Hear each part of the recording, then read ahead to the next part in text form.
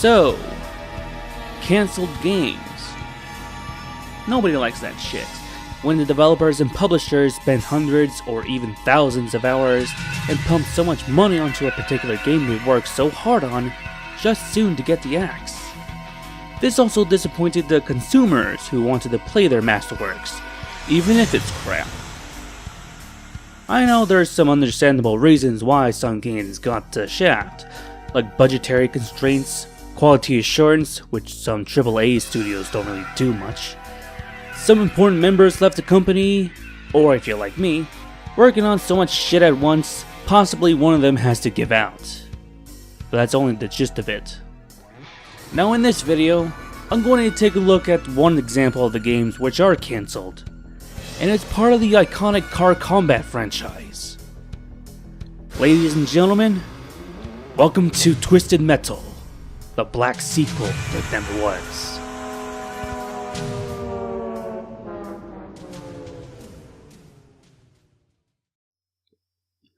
The year was 2001, quite an eventful year for gaming and pretty much everything else at the time. Nintendo released the GameCube and Game Boy Advance, while Microsoft entered the console gaming market with the Xbox. There are some quite notable games released at the time, with the likes of Serious Sam, Gran Turismo 3, Halo, Super Smash Bros. Melee, and Grand Theft Auto 3 to name a few. It's also the very generation where it takes a change from the mostly radical edginess of the 90s into the dank vibes of the early 2000s. Now one of these prime games that fits into that mold is a simple game called Twisted Metal Black.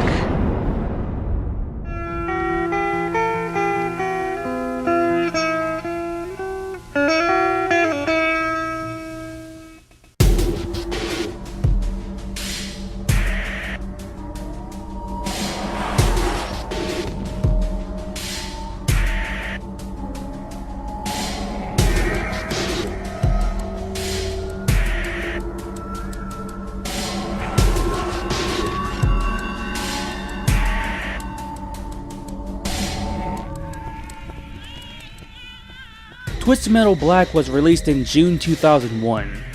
The series went back to its roots and started fresh by bringing back the original Twisted Metal creators, David Jaffe, Scott Campbell and company, back at the helm with the newly founded studio, Incognito Entertainment. The game took the series into the 6th generation consoles, and it became radically different from the previous 4 installments, now resulting in a dark, moody, and eerie setting. Twisted Metal Black also marked their first in the franchise to garner an M rating. In the game, you're able to play as one of 15 different vehicles. Some of the series mainstays like Sweet Tooth, Axel, Roadkill, and Outlaw, while some are brand new like Manslaughter, Junkyard Dog, Crazy 8, and Brimstone. One of the more interesting aspects about the cars are actually their drivers themselves. Each of them has their own backstory, motives, and how did they end up in the asylum in the first place. The vehicles are given a much more realistic design from its predecessors, featuring rusty and gritty texturing, armored plating, and using various objects as armor, like strapped-on I-beams, concrete pipes, or even a crushed police car. The gameplay is much fun, given a variety of areas to fight in. The controls, which I'm using the analog sticks, are great. The vehicles are quite fun with their special attacks, and it has a lot of replay value. The one complaint I have is that the AI are pretty freaking relentless, and they usually target you. These bastards don't want to kill each other in the competition wherein to be the last man standing to win. Twisted Metals 3 and 4 had much better AI since they have the ability to kill each other. But yeah, the developers admitted that this game is a little too hard for its own good, and this is considered to be the hardest in the franchise. But I beg to differ that Twisted Metal 1 is much harder, but, you know, that's just me. All in all, Twisted Metal Black is the highest rated game in the franchise, mostly receiving 9 out of 10 scores from most sites. Except Edge, as they gave it a 6 out of 10. What a bitch. Oh, and Twisted Metal Black had a sister game, Twisted Metal Black Online. Now this marks the first Twisted Metal game on PlayStation consoles, where you play some online multiplayer via network or LAN. Personally, I never had the pleasure of playing PlayStation 2 online, but this was an experience for those who have. Sadly, the servers for Twisted Metal Black Online won't be around for any longer, especially when it was revived in late 2015. Now personally, Twisted Metal Black is my top favorite Twisted Metal game. Although this is tough, develop paranoia with certain missiles homing at you, and the drive-in movie is a fucking death trap, it has one of my favorite game soundtracks, especially the Snowy Roads level, which is the best music in game. So, Twisted Metal Black. That's a 9.7 out of 10 for me.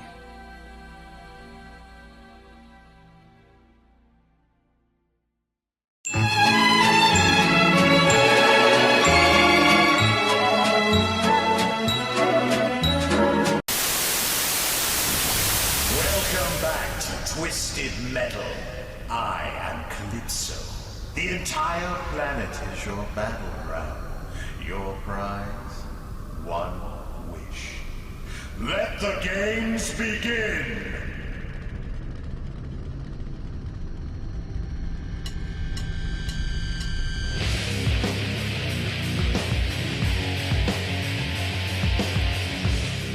On March 2005, a fresh new Twisted Metal game had come out on Sony's new handheld system, the PSP. This is Twisted Metal Head On, and this is what many considered as the true Twisted Metal 3, as this one continued through the events of Twisted Metal 2, rendering 99 Studios 3 and 4 to become non-canon. All of the vehicles and most drivers from Twisted Metal 2 have returned, like Twister, Mr. Slam, Warthog, and even Darktooth with a new design. Crimson Fury from Twisted Metal 1 also makes a long way to return, along with some new characters like the ATV and Cousin Eddie. Sadly, Minion didn't make an appearance, and it's speculated that he was replaced with Cousin Eddie since he was a boss character. The levels in Head On had returning locations from Twisted Metals 2 and 3, like Los Angeles, Paris, Russia, Egypt, and Tokyo, but also throw in some new ones like Greece and Monaco. Most of the battle zones has their own smaller counterpart, which are either deathmatch or boss variants. This in resulted the 10 locations turn into 16 different levels. The gameplay, like Twisted Metal Black, is also fun, and the difficulty is quite an improvement. But I do have to criticize the AR for being dumb at times. Also, it's much easier to kill your enemies than its predecessors, rendering the matches that could last around a couple minutes if you're quick enough. The newly added minigames are actually more frustrating than the boss fights, since you can get killed easily. Some are pretty much impossible without the right characters for the job.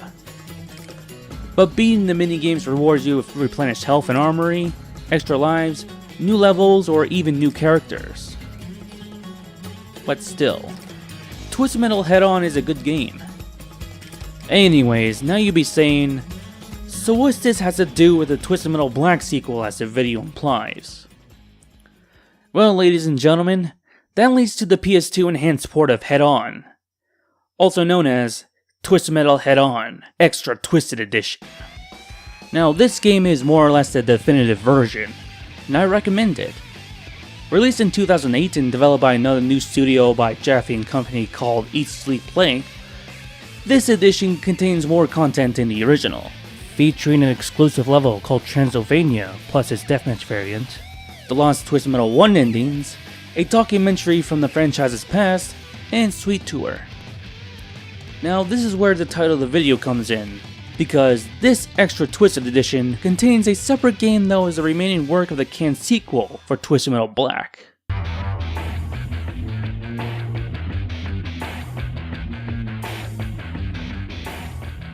This is Twisted Metal Lost.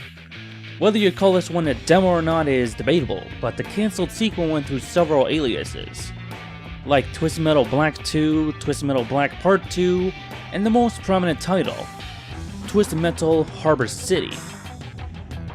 Now 4 years ago, when on a fan-made digital gaming video about Twisted Metal, I briefly talked about this game. but I mostly talked about the one included in the Extra Twisted Edition, but not the actual game itself. And looking back, you'll be asking, what the fuck is with the voice clarity? You want to know the reason? I was poor as shit, so I attempted to do some Audacity magic to improve the quality of the shit mic I had. Yeah. Enough excuses, let's continue. Twisted Metal Lost features 4 additional levels.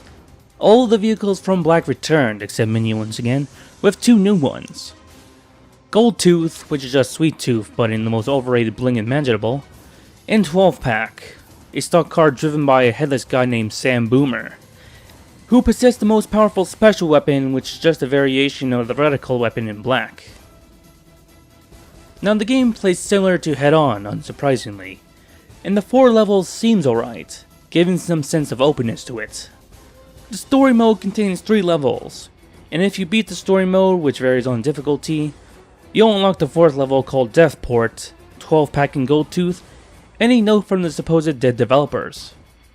Now before we get to that, let's talk about the development. Now this sequel began development in 2003, and it's going to take a new turn for Twisted Metal Black. The game's levels are going to be interconnected into one huge world, with the use of highway systems. Another innovation was, apart from the car combat, there will be some on-foot missions for more personal fights, where you either play as Sweet Tooth or the Preacher. Now with an idea this good, how and why did it get cancelled? Well, this is going to get interesting, since the game implies that the reason why it got the axe is because of more grim reasons. The 6 key developers died in a plane crash in Colorado on March 13th, 2005. But keep that shit in mind because we'll get to that later. Although no one apart from the developers who worked on Harbor City know the entire details and all of the levels. So just to bring in some hypothesis, here's my gathering of levels from various links which I found on the Twisted Metal Alliance forums. Plus, these are the levels that I've gathered from my research, and these are not 100% accurate, so take this with a grain of salt. Now, the ones shown in Twisted Metal Lost are just a small portion of what's going to be Harbor City. The Suburban, the Stadium, the Carnival, and fighting on top of huge ships. But there is one more level that was meant to be in the game, but it was left unfinished, known as the City of the Dead. An industrial area with a ghetto motel, and it's the only level with the open highway link, but still cannot be interacted with. This level is a lot more destructible than the others. Plus, it was discovered after 8 years since release. Now this one is just a neuter version from the screenshot by Miles Woods shown here. In February 2013, a YouTuber named Dark Scorpius uploaded some gameplay on a very early build of the actual Twisted Metal Harbor City. Apparently the game runs similar and used the same assets from Black. These levels are very unfinished and some are barely recognizable. But there's only 5 levels shown in this video, so I'm gonna go through this one quickly. The first level is dubbed Ghetto, but it's actually the City of the Dead from Lost, but with open highway links. The second one is Goth, also known as Blackfield Mall. It is a shopping mall level. The third one is called the Rail Yard, and exactly what it says, but alongside there's a harbor, leading to a couple ships. S Center is possibly a test level, but loosely modeled after the Seattle Center. Lastly, the Docks, or the waterfront, simply takes place at the harbor, and it has a railway underneath. Plus, this level has unfinished collision. Now, here are some more levels that are only shown in screenshots, but let me tell you this, my claims here are not 100% accurate. So let's go. So the first one is like to dub the Clown Slide, aka Bobo. And this is likely part of the Carnival Darkness levels shown in Twisted Metal Lost, before it was stripped down. I mean, take a good gander on this pic here. The carnival was once larger and possibly expanded from the top. The doodles in red and dotted lime green are pretty much the outlines on how the level is going to be stripped down to the Lost variant. And fun fact, the screenshots here, you'll notice some familiar assets shown in the Seattle Center level.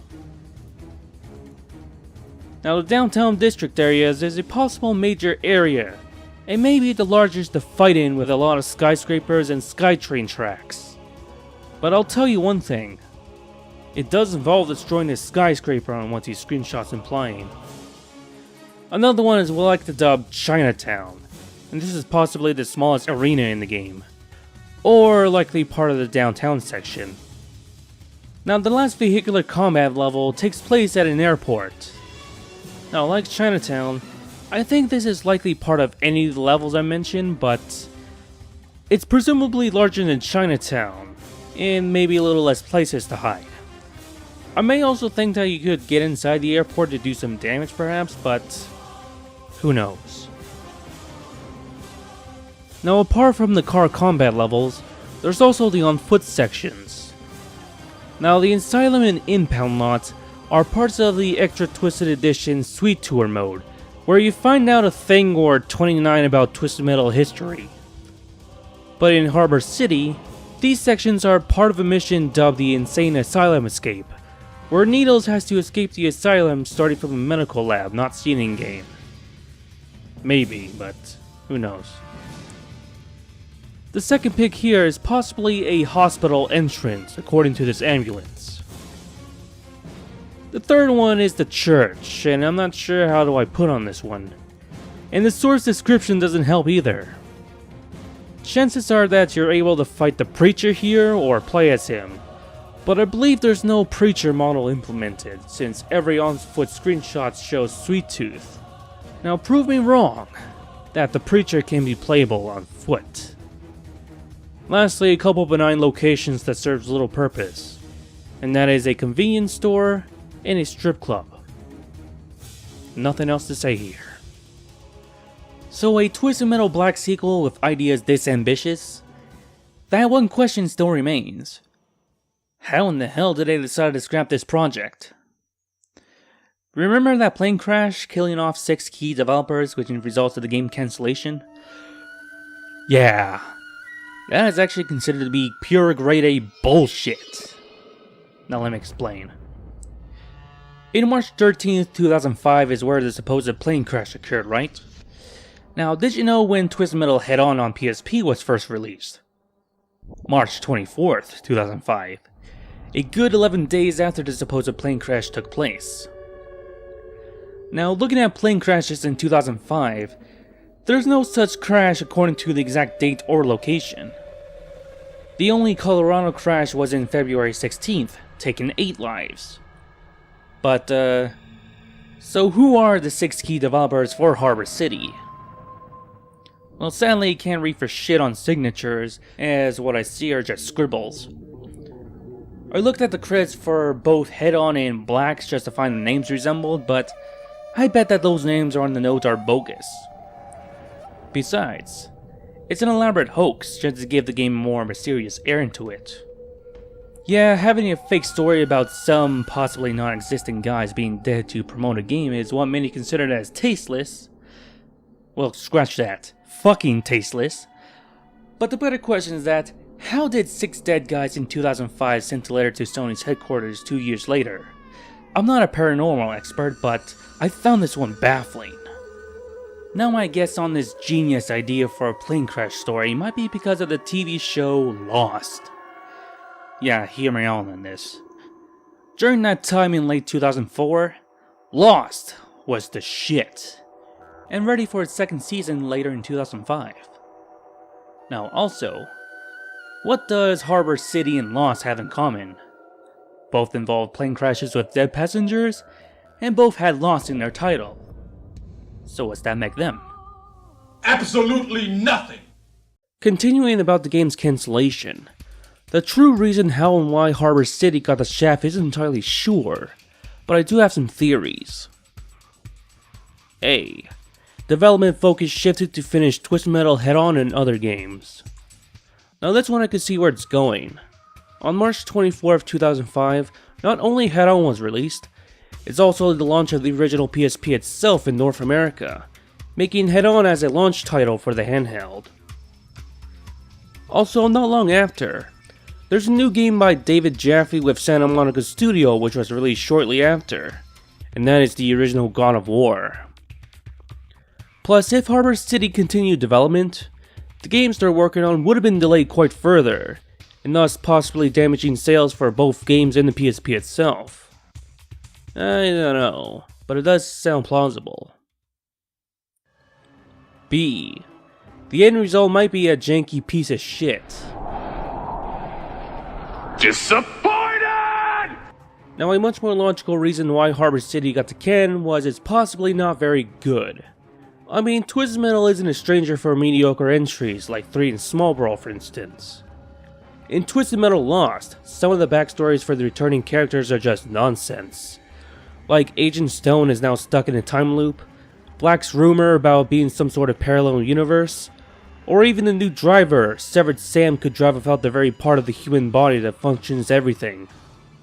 Then again, the character stories from Lost are not even developed, so I'll let that slide. Another possible reason for the game to suffer could be the on-foot sections. Now this one I don't have a say for this, but if I were to take a bet, these sections are likely to be crap and not very necessary. The Sweet Tour mode forecasts this since controls are quite responsive, but jumping and climbing is just a bit wank, despite it states that this is just an early version of it. Now on the car combat side of things, nothing much has really changed apart from the open world design. Also, one more note. Isn't Twisted Metal Black supposed to take place in the mind of Needles Kane? Yeah, I'm pretty sure that they don't have an idea what to add next, so next theory. C. It eventually turned into Twisted Metal Head On at some point. Now this one may seem absurd, but I do have some back-end evidence. What if Harbor City was pretty much reworked into Head On at some point? Now take a good look at this screenshot of Spectre here, in the rail yard, glowing with blue. Now who's that in the distance? I bet that's Grasshopper from Twisted Metal 2, or possibly Hammerhead. I may not be correct, but I'm judging this from a JPEG screenshot. But here's another one featuring Twister. Definitely Twister for sure. Plus in the Harbor City video, there's characters who eventually went to Head On, although in their early versions, such as Hammerhead, the other Outlaw, and even Mr. Grimm in his classic appearance. Also, one more thing. An unreleased teaser for Harbor City mentions Miranda, who became the driver for Twister in Head On. Plus, the ice cream truck shown is pretty much the Head On version, no doubt. And that's pretty much my best guess here. Yeah, you may be like, wait, Mace, this is a PS2 game we're talking about. How in hell did it end up on a portable system? Well, take a gander back in the Harbor City video. Did you notice that some cars have shittier textures? Could be in speculation that it's going to have a portable version of Harbor City at some point, but ditch the idea for a more conventional Twisted Metal on the go. Now before you start asking questions, the PSP's use of UMDs has a much lower capacity than your standard DVDs, meaning to have something like the PS2 iteration, there will be compromises. Now since the PSP was announced as early as E3 2003, and somewhere around those lines, Sony requested Incognito to make a port of a Twisted Metal game on the PSP. So they obliged and the rest is history, I guess. Now first off, don't cite me as a source because the only two things I know are Jack and shit. But Jack left town. There's actually little information between the developments of both Harbor City and Head On, and all the info I know is just reading a 9-year-old Unseen 64 article, some blogs, and lots of personal speculation via screenshots. But like I said, I'm not accurate on several aspects. I could be right, or on the right track on several parts, and others, I could be full of shit.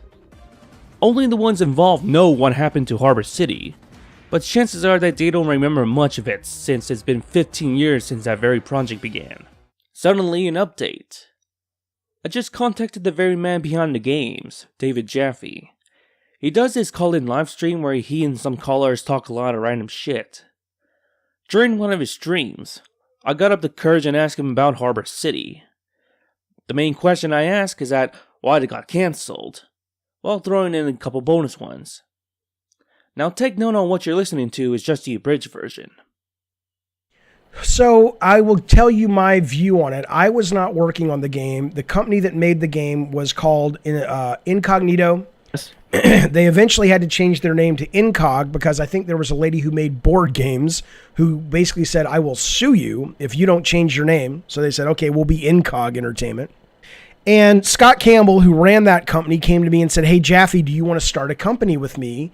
My contract with Sony is up because Sony had purchased their company and Incog. And I was finishing God of War 1, and I had a lot of success and a lot of credit in the bank, and I knew that I would be able to get Sony to spin me off. And I said, yeah, this sounds great. Let's do it. But ultimately, somewhere along the lines, I heard it was canceled. So my only guess would be that as Scott and members of the team started to peel off and say, we want to go do this thing called Eat, Sleep, Play, and Jaffe wants to do this thing called Eat, Sleep, Play with us, ultimately Sony this is just me guessing, must have looked at the title and said that this is probably not going to happen without those key people, and let's just fucking kill it. But that's just me guessing. I didn't have boots on the ground with that game. It was sort of happening in the background. I understand. Now, in case you're wondering, yes, I already know that he wasn't involved in the development of Harbor City before I just called him. Also, his reasoning actually drew parallel to the one answer that I was too skeptical to add during production. It was from the Twist Metal Alliance forums where one of the users underneath the name Kilrahi contacted a few Twist Metal devs on what happened. I'm not going to go deep into it because it's quite lengthy, but there's a couple links in the description. Also, to put that playable preacher on foot question I needlessly ask, yeah, he was planned but never implemented. So anyways, let's continue. I know there might be comments about, finish Harbor City, or, Twist Metal Block needs a remastered, or anything around those lines. But I think it's pretty much a wise decision to ditch Harbor City, since it's possibly one of those cases that's either too ambitious, or biting off more than what they could chew kind of ordeal, with the addition of crippling the company and reputation on the team members. Now maybe in an alternate universe, we have Harbor City in all of its finished glory, but it's possibly a masterpiece.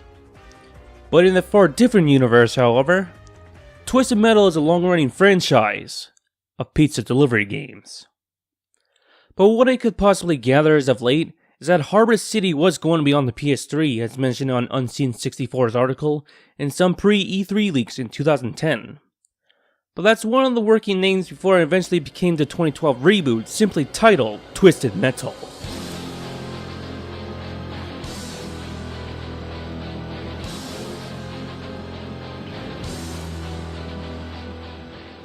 Now you could possibly see some of the traces of Harbor City where various locations are split into sections, the car designs took the black design route, energy abilities are much easier to use, and even some level ideas that was meant to be in Harbor City applies here. It's been almost 7 years since the last installment, 17 years since Black, and over 23 years since the first. Fucking hell, is that really that long? We have the technology to realize the concept of a Twisted Metal game in an open world style, with on-foot sections. But then again, Grand Theft Auto did that long ago, but that doesn't go for the car combat. Well, until GTA Online Arena War came out during the video's production. Now maybe one day, maybe someday, a new Twisted Metal game, spiritual successor, or something would take the reins of an open world car combat game. Just get the old fix. Who knows what the future would bring.